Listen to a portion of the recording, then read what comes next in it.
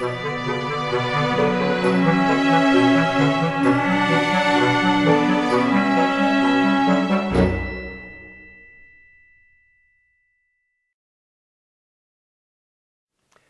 to Breaking Down Bergman. I'm David Friend.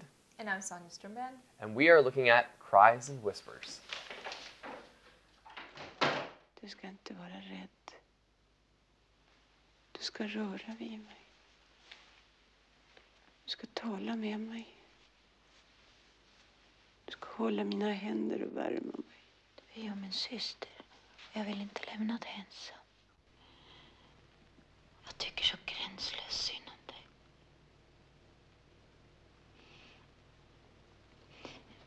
Minns du när vi var små och lekte tillsammans i skymningen?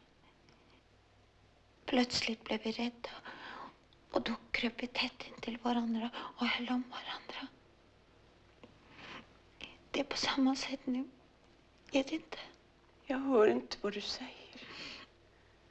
Du måste komma närmare. Närmare. Håll mina händer.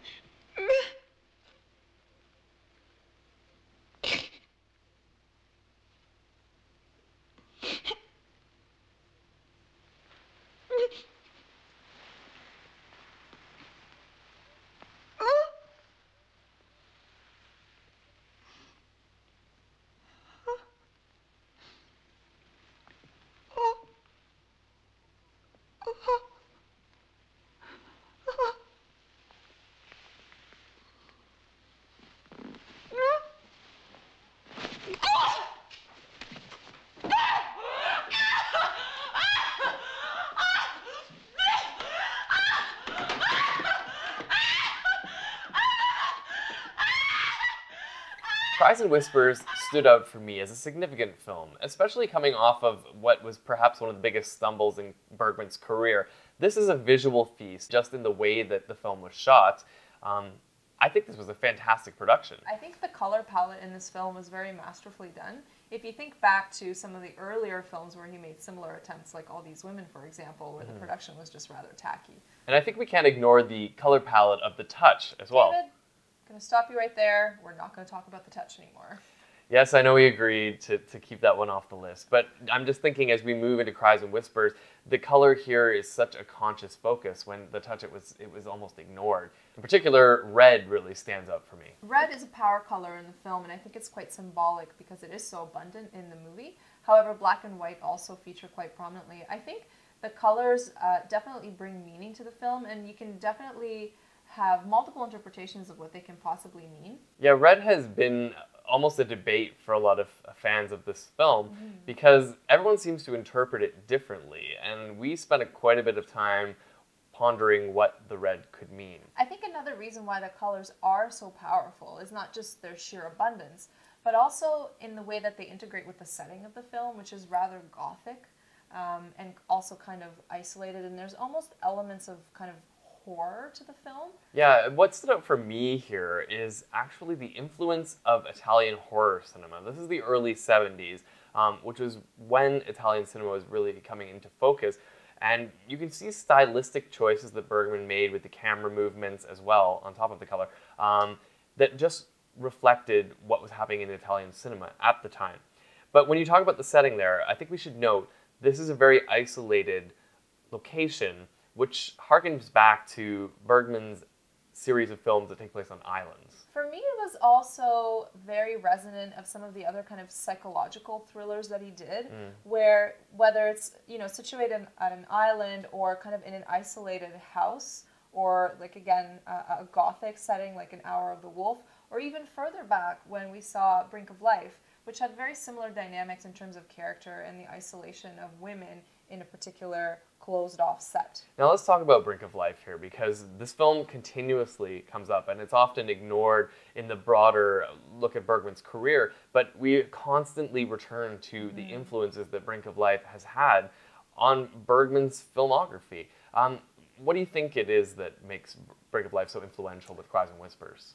I think it's not that it has an influence on Cries and Whispers necessarily. I think Brink of Life is a very conscious effort on Bergman's part to try and explore and articulate some of his thoughts and feelings and maybe estimations about how women relate to each other, about very feminine experiences that as a man he doesn't have access to, will never have access to. And here in this film we see a very female experience of unavoidable human things, such as mortality, you know, going through death, going through illness, having fraternal bonds or parental bonds that are shattered or try to be resurrected and things like that. To compare and contrast the two movies, in Brink of Life, it was women in a maternity ward. They weren't related, but they sort of created a sisterhood amongst them as they went through these very trying times that dealt with mortality and the loss of a baby. And other related emotions.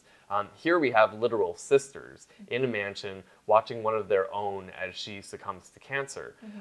But there were a lot of scenes that we pointed out connected literally with incidents in Brink of Life. For me, probably the most powerful scene where one of the characters is giving birth. And in this case, in Cries and Whispers, it's the character of Harriet Anderson who is in the throes of death.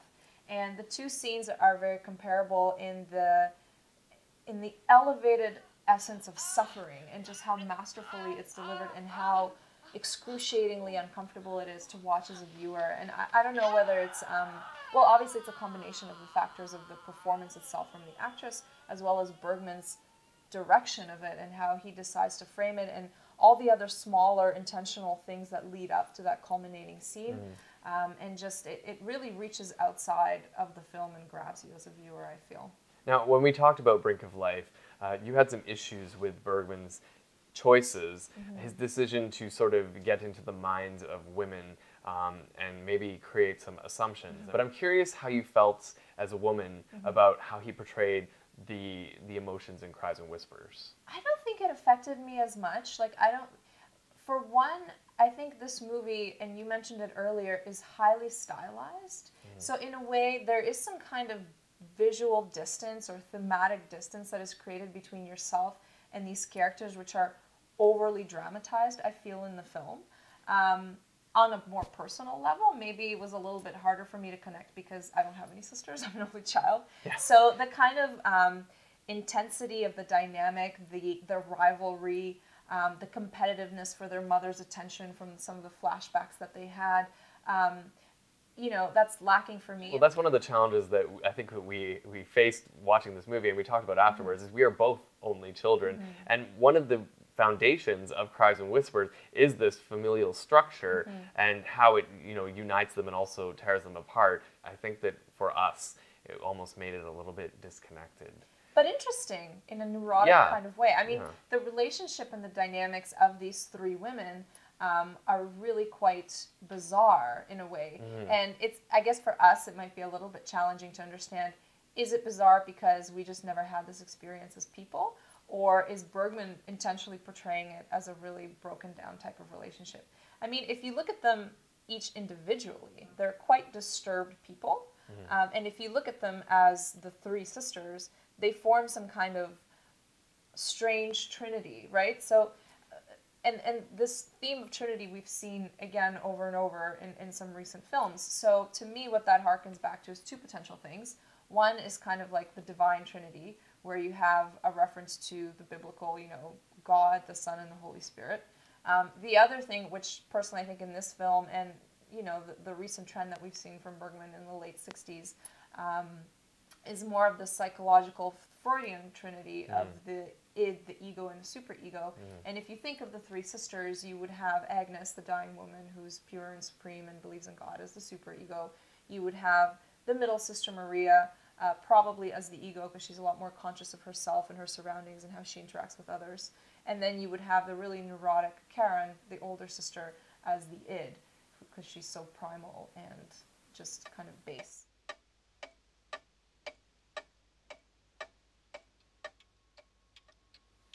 One of the unique storytelling techniques that Bergman uses in Cries and Whispers is the flashback and how it sort of relates to the now of the present day story in the film.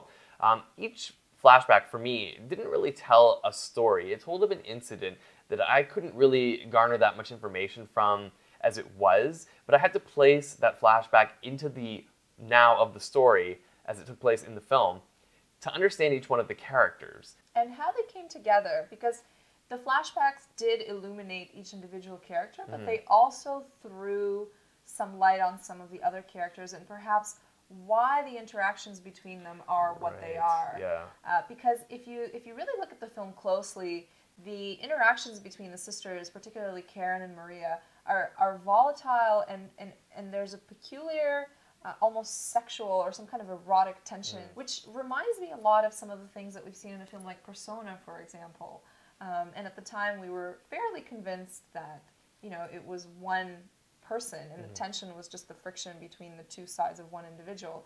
In this film, I think it's almost impossible to argue that the three women are one character. Outside the trinity of the women, there are several other characters who operate mainly as observers. For example, there's the doctor who shows up at one point, as well as the husband, and in particular the servant, who plays, I think, the most important role of all three of them. Yeah, she has this kind of maternal quality.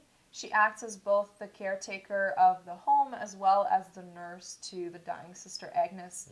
But it's not a subtle kind of maternal quality. No, it's very prominent and it's very nurturing.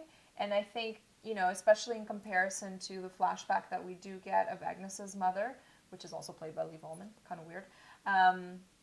You know, the contrast between the two styles of motherhood, I guess, is very sharp. For me, I don't know, the character of Anna, the servant, was almost sort of like, there's several scenes where when you look at it visually, it's almost like an icon. It's like, or like some kind of classical painting by Rubens, where she's this voluptuous woman with glowing white skin, and she's nuzzling Agnes almost like an infant. And it's a very peaceful, nurturing, kind, selfless kind of emotion, which is the complete opposite to what we typically see from the other two women, her sisters, which is hostility, rivalry, fear.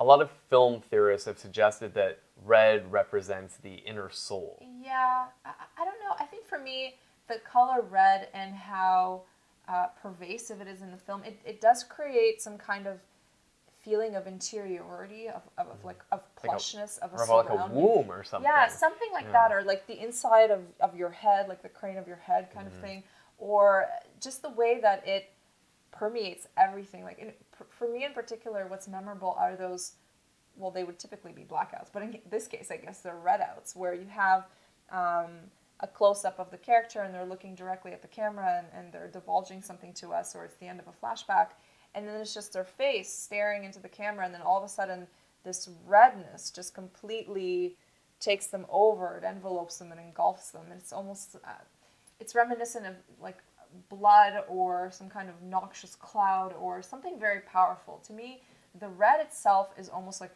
a fifth character in the film. But for me, at the end of it, I still kind of struggle to really put my finger on what it is that Bergman is really trying to say with this film and what the possible kind of encompassing meaning could be, if there is one. Yeah, I think that returns us to the debate that we face with Brink of Life in many ways. But again, there's that question, why Bergman would you have a fascination with the sisters, the relationship of these women who are related to each other? But I thought about this a bit, and I feel like as Bergman explores characters and complex characters as he has, it almost makes sense for him as a professional storyteller to delve into something as complex as a relationship between a family. And I think a relationship between women within a family is even more complex. There's so many subtleties that he as a writer can just delve into and really take apart and find his own answers. I think for me too, it's on trend with some of the things that he was doing before The Touch. The film. You said you weren't going to speak about it. The film that shall not be named, which kind of delves more into psychology and, you know, kind of personal development of a human being, especially when you're faced with something as tragic as loss or something as terrifying as your own mortality. You really do, as a human being, have the opportunity to come out on the other end of that, hopefully a better person. And in this film, we really see a completely deplorable lack of any kind of personal growth or betterment on the part of these people. And some of the closing scenes in the film where they're, you know, selling the property and dismissing their loyal servant, it's really quite tiny. They're just puny little dark human beings, and they never get out of that, and that's sad. But not everything has that happy ending, and when it comes to a family, often it doesn't. But fair enough. maybe we'll have a happier ending when I ask you, is this essential Bergman? I think it really is. I know it's early in the decade for us, but I think it's going to be one of those films that as we go through the films of the 70s and maybe even the 80s, we'll keep coming back to it because it's rather rich and it's complex enough that you can have multiple interpretations and it'll actually grow in terms of meaning for us as we see some of the future films. Yeah, and I have to agree with you. The rich color palette is another thing that I think that Bergman has made a conscious choice in here, and obviously it's going to have some sort of impact going forward as he debates the use of color in future films. Definitely essential for me. That brings us to the end of this episode of Breaking Down Bergman. Join us next time when we will be taking a multi-part look at scenes from a marriage. And in the meantime, you can visit our YouTube channel. Or check us out on Facebook. And we will see you next time on Breaking Down Bergman.